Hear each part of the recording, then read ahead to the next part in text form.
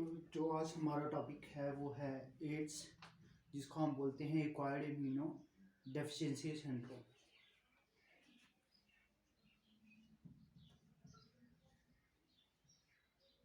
तो ads stand करता है acquired immuno deficiency syndrome. Acquired immuno deficiency syndrome. अब जो एक्वायर्ड इम्यूनो डेफिशिएंसी सिंड्रोम है ये किस्म का एक वायरल डिजीज है। तो वायरस की वजह से ये क्या है होता है। अब इसका जो ट्रांसमिशन है वो होता है सेक्सुअल कॉन्टैक्ट। अब सेक्सुअल कॉन्टैक्ट जो है मल्टीपल पार्टनर्स के साथ होगा तब जाके ये फैलता है। दूसरा जो है ये फैलता है थ्रू पेरेंटल रूट।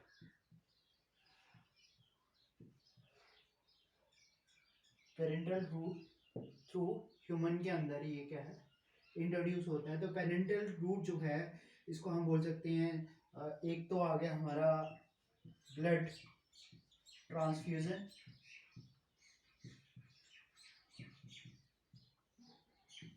दूसरी वाली जो है वो हो सकती है infected dental instrument, infected dental instruments, उसके थ्रू भी ये क्या है इंसानों के अंदर फैल जाता है। तो ये रीजन आगे इसके जो ट्रांसमिशन है एड्स का। फिर जो है नेक्स्ट हम ले सकते हैं यूज्ड ब्लेड का जब इस्तेमाल होता है। तो यूज्ड ब्लेड जो है ये जो है एड्स को क्या है फैला सकती हैं। दूसरा रीजन नेक्स्ट जो हम लेंगे वो है mother to child. Mother to child किसके थ्रू? Through placenta. अगर मदर इन्फेक्टेड है तो उसके जो चाइल्ड है उसके अंदर भी ये डिजीज क्या है जाएगा। तो ये आ गया। दूसरा जो है मदर से चाइल्ड के जो अंदर जाता है वो आता है कोलेस्ट्रम। कोलेस्ट्रम जो है इनिशियल डेज में जो मिल्क प्रोड्यूस होता है मदर डेज, जब मदर जो है बर्थ देती है चाइल्ड को तो उसके आफ्टर 3 to 4 days जो येलो कलर का मिल्क प्रोड्यूस होता है उसको हम बोलते हैं कोलेस्ट्रम। तो कोलेस्ट्रम जो है अगर जो चाइल्ड जो है इस कोलेस्ट्रम को जब वो ड्रिंक करता है तो उसके थ्रू जो है ये क्या है चाइल्ड के अंदर चला जाएगा। तो ये आगे एड्स की ट्रांसमिशन। अब इसके बारे में कई तरह की मिसकंसेप्शन भी हैं।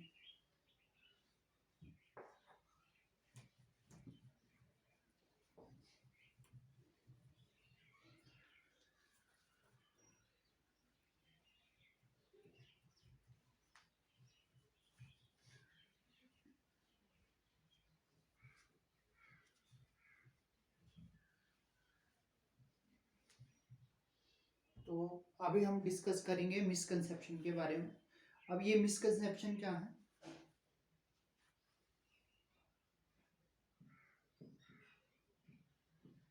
मिसकंसेप्शन में एड्स जो है फूड शेयरिंग के थ्रू नहीं फैलता है, किसिंग के थ्रू नहीं फैलता है, मॉस्किटो बाइट के थ्रू नहीं फैलता है। तो ये कुछ मिसकंसेप्शन थे कि फूड शेयरिंग, फिर आ गया किसिंग, फिर आ गया हम बोल सकते हैं हैंडशेक। तो इसकी वजह से जो है एड्स जो है ट्रांसमिट नहीं होता है। अब जो ये जो ट्रांसमिशन है ये मेनली थ्रू फ्लूइड होती है। किसके थ्रू होती है? फ्लूइड। तो अब हम डिस्कस करते हैं कि इसकी जो ट्रांसमिशन है वो कैसे हो रही है। तो सबसे पहले क्या आ गया, हमने यहाँ पे ले लिया एक वायरस इन्फेक्टेड सेल, हमने यहाँ पे ले लिया। तो ये हमारे पास क्या है वायरस ले लो, जिसको या हम वायरस इन्फेक्टेड सेल ले सकते हैं। चलो हम इसको ले लेते हैं रेट्रोवायरस। तो ये आ गया। ये रेट्रोवायरस जो है ये हमारे पास क्या है सेल है। तो रेट्रोवायरस ने जो है ये क्या करते हैं अपना एक,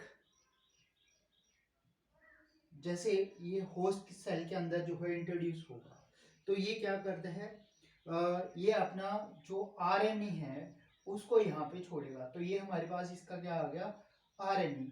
अब ये आरएनए इसने ये आ गया, इसको हम बोल देंगे होस्ट सेल।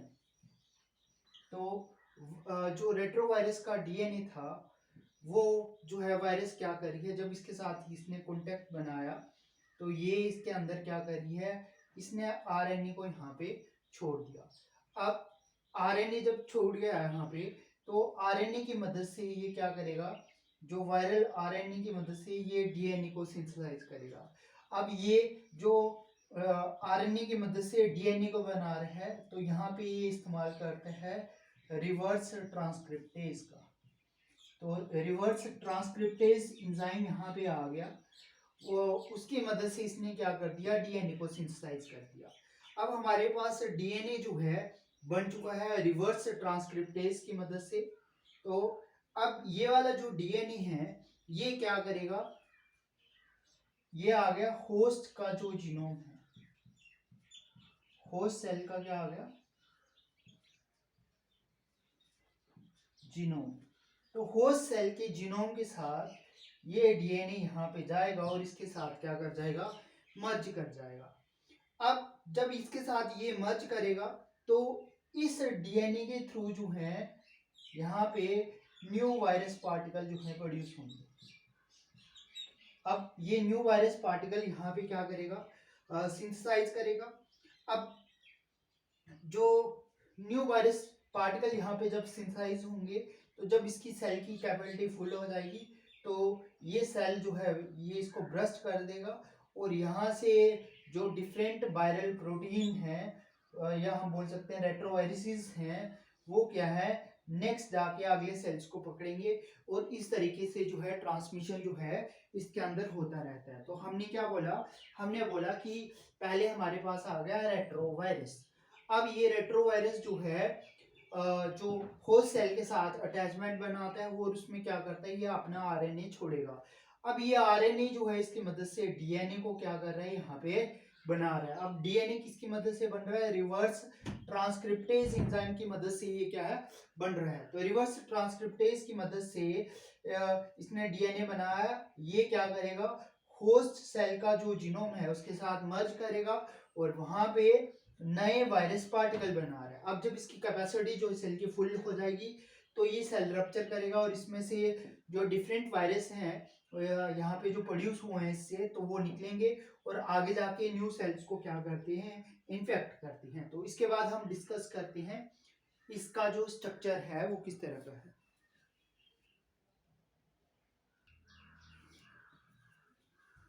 नेक्स्ट हम बात करेंगे ट्रांसमिशन जो है किस तरीके से होता है, एड्स नहीं सॉरी जो स्ट्रक्चर है वायरस का उसको हम डिस्कस करेंगे।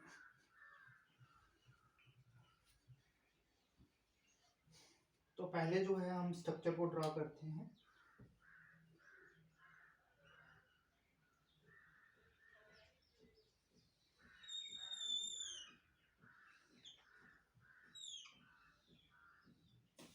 अब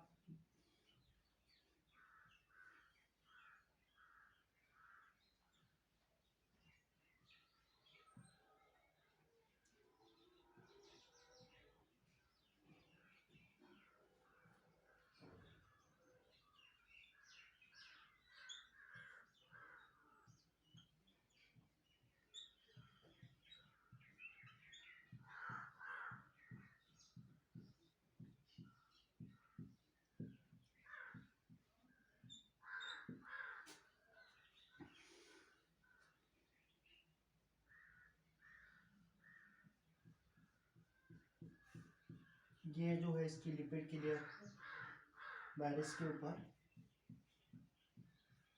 तो लिपिड्स के ऊपर जो है ये किस्म के हम बोल सकते हैं यहाँ पे क्या है, लिपोप्रोटीन है। अब इसके अंदर जो है हमारा जो है सबसे पहले जो है यहाँ पे पाया जाएगा, इसको हम ले लेते हैं रिवर्स ट्रांसक्रिप्टेज। जो कि एंजाइम है। रिवर्स ट्रांसक्रिप्टेज आ गया। रिवर्स ट्रांसक्रिप्टेज के अलावा यहाँ पे हमारे पास आएगा एक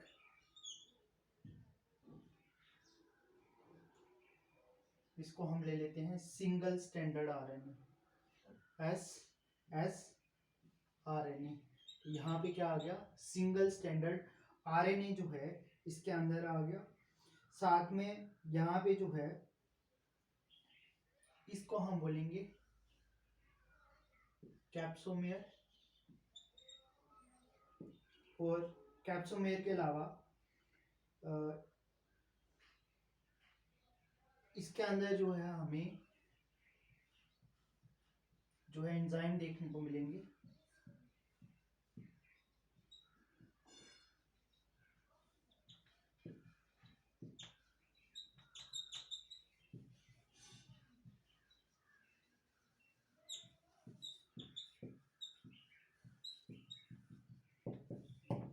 इसको जो है हम बोलेंगे P18।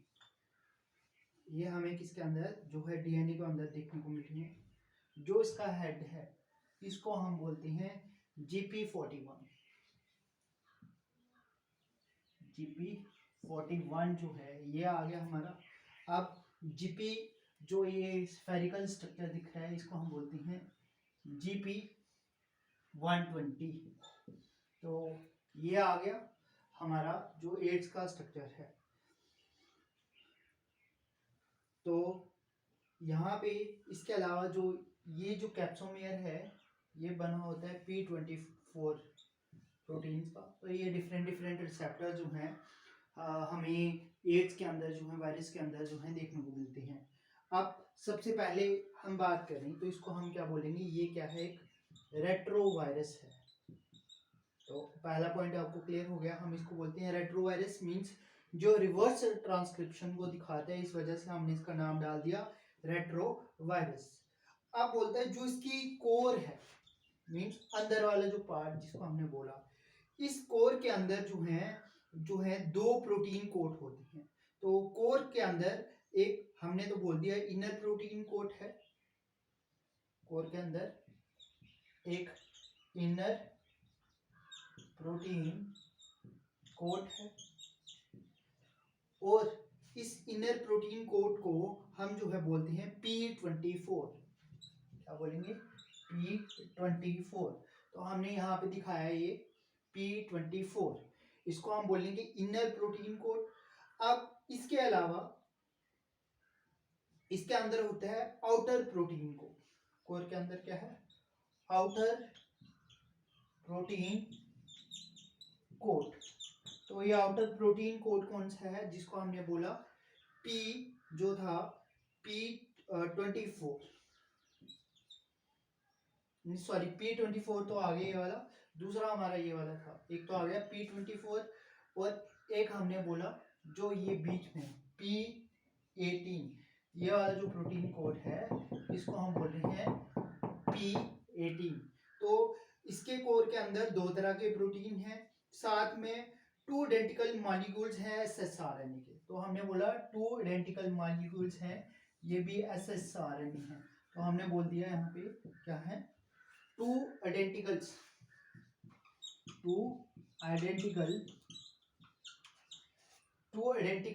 जो हमारे पास क्या है यहाँ पे सिंगल स्टैंडर्ड आरएनए है।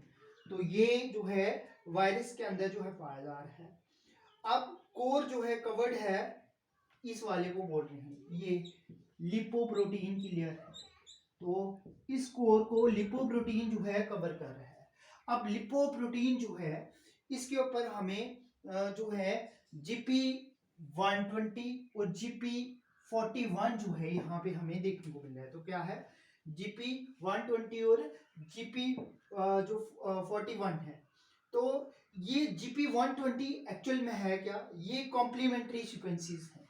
ये दोनों क्या है, कॉम्प्लीमेंट्री सीक्वेंस है। तो कॉम्प्लीमेंट्री सीक्वेंस है किसके, ये कॉम्प्लीमेंट्री सीक्वेंस है CD4 रिसेप्टर के। किसके, CD4 रिसेप्टर्स। ये किसके ऊपर होता है? ये CD4 रिसेप्टर होता है मैक्रोफेजेस के ऊपर।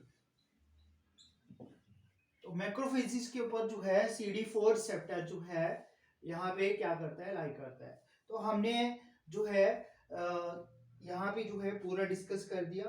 तो इसलिए ये जो है हमारे जो हेल्पर सेल्स हैं उनको मेनली टारगेट करता है। तो हमारा जो डीएनए था, हमने इसको बोला कि ये क्या है, एक किस्म का रेट्रोवायरस है। स्फेरिकल स्ट्रक्चर आपको देखने को मिल रहा है। इसकी जो बाहर की लेयर जो होती है ये आ गई लिपोप्रोटीन। लिपोप्रोटीन के ऊपर GP120 होता है। GP120 के अलावा यहाँ पे हमें क्या देखने को मिल रहा है, GP41 जो है हमें देखने को मिल रहा है। तो GP120 और GP41 ये किस्म के कॉम्प्लीमेंट्री सीक्वेंसेस हैं जो कि CD4 रिसेप्टर हमारे मैक्रोफेजेस के ऊपर जो हैं होती हैं। तो उसके अलावा हमने बोल दिया इसकी जो कोर है, अंदर वाला पार्ट है, यहाँ पे जो है इनर प्रोटीन जो है P24 होगा, जिसको हमने यहाँ पे दिखा दिया ये जिसको मैंने बोला कैप्सोमियर। तो कैप्सोमियर जो है ये आ गया। अब ये इसके साथ जो है आउटर प्रोटीन कोड है जिसको हमने बता दिया P18। अब जो इसके अंदर जो है एक तो रिवर्स ट्रांसक्रिप्टेज जो है एंजाइम पाया जाएगा, साथ में सिंगल स्टैंडर्ड आरएनए के 2 यूनिट यहाँ पे पाए जा रहे हैं। ये आ गया, ये आ गया। तो बाहर की लेयर जो है लिपोप्रोटीन के साथ जो है कवर्ड है। तो ये हमने डिस्कस किया कि जो हमारा स्ट्रक्चर है एड्स वायरस का वो कैसा होता है। तो अब हम बात करते हैं इसके जो सिम्टम्स हैं वो किस तरीके के होते हैं।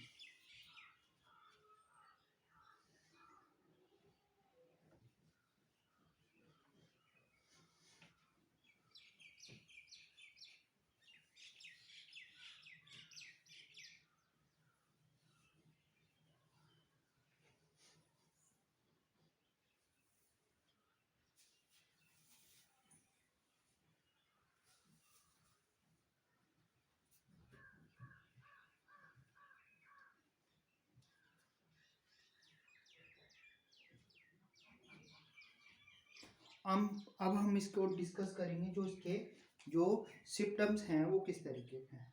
तो सबसे पहला जो है सिम्टम जो आता है WBC में, ये क्या होता है, लॉस ऑफ वेट जो है हमें देखने मिलेगा। Loss of weight. तो लॉस ऑफ वेट क्या आ गया, जो इंसान का जो वेट है वो बिल्कुल कम हो जाएगा। टीबी ट्यूबरकुलोसिस से ये इंसान जो है सफ़र करता रहता है। फिर जो है निमोनिया हमें यहाँ पे देखने को मिलता है। इंडिविजुअल के अंदर क्या है, निमोनिया जो है हमें देखने को मिलेगा। साथ में हमें डाइसेंट्री की प्रॉब्लम जो है इंडिविजुअल के अंदर देखने को मिलेगी। साथ में वो इन्फ्लुएंजा से जो है क्या है, जुकाम नॉर्मल उसको में दिखा क्योंकि उसके अंदर जो इम्यून सिस्टम है वो बिल्कुल जो है क्या हो चुका होता है, बिल्कुल वीक हो चुका होता है। तो साथ में बॉक्स ऑफ फीवर, फिर जो है स्वेटिंग जो है हमें देखने को मिलती है। इसके अलावा मेमोरी लॉस जो है ये भी हमें एड्स जो पर्सन है उसके अंदर देखने को मिलेगा। साथ में इंसेफेंटेलिस जो है वो भी हमें देखने को मिलता है। Cancer of skin, cancer of skin as well as lymph nodes का जो कैंसर है ये भी हमें इंडिविजुअल के अंदर देखने को मिलता है। तो ये थे सिम्टम किसके, एड्स के। अब इसके बाद जो है हम डिस्कस करते हैं कि हम इसको जो है किस तरीके से जो है डायग्नोज जो है करेंगे। डायग्नोज, तो डायग्नोज में सबसे पहले आता है हमारा एलिसा। एलिसा जो है ये स्टैंड करते हैं, ई स्टैंड करता है एंजाइम, एल जो है लिंक्ड, आई जो है immunosorbent acid test, immunosorbent acid test. ये इसके लिए तो एक तो आ गया एलिसा, दूसरा जो है हमारा आता है वेस्टर्न ब्लॉटिंग।